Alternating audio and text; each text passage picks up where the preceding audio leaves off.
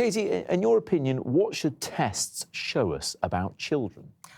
They should show us what they've been taught, actually, in essential subjects like literacy and numeracy, which provide a foundation for their whole education.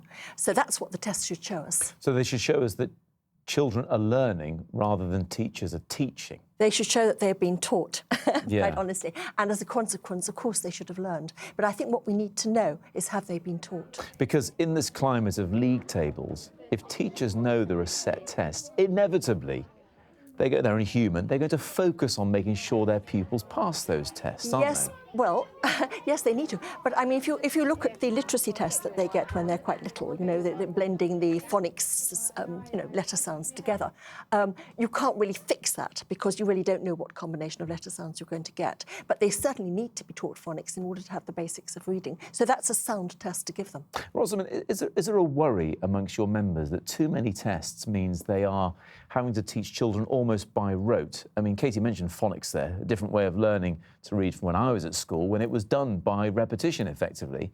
If there are more tests, is it just inevitably going to be more repetition? That's absolutely the concern. So what teachers will be thinking today is actually they want to be part of a discussion about how do we have an assessment system that is learner-focused, that focuses on supporting children to learn and that allows the teacher to work out what they need to know about the child. But we need to separate assessing children so we know what they say and then how we measure the system as a whole. So what do you think would be a better idea than doing this at 7 years old? We certainly don't need to increase the burden on small children of formal standard testing. We actually need to reduce standard testing in primary schools. There are lots of other countries that have very high-performing education systems where you don't have this amount of formal standard testing on young children.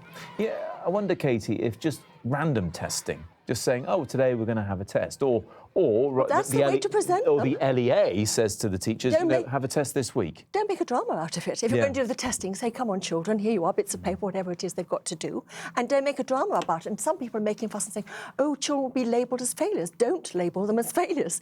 You say, well done, and we, you know, what we're now going to teach you is this because you need to know that or whatever it is. You don't label them as failures. So that argument is nonsense. But you know, when parents in particular find out the results, they're going to worry if their kids aren't doing very well, or they're going to compare in the playground as well, aren't they? Well, they are. Yes.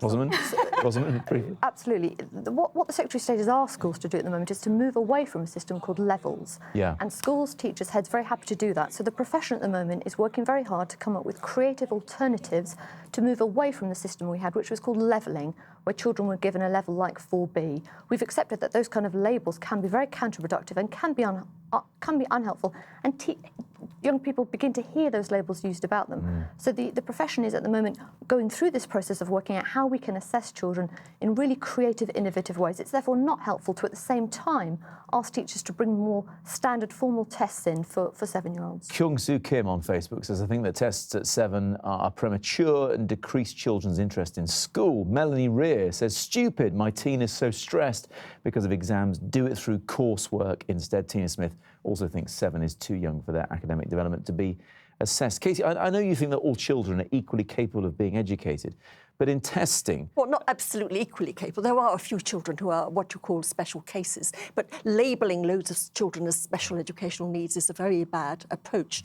You find that special educational needs children and pupil premium children will do just as well as others when you teach them properly and test to demonstrate that they have learned. So, I mean, this idea that tests are bad for children, this is nonsense. And actually, it's very important to do the tests, get the results, because we've had a situation recently where children going into secondary schools unable to read. I mean, I've been working in such schools, as a matter of fact, where 70% or more of secondary school children had reading ages below reading age 10. So you've got to get it right and get it right early and get it addressed early.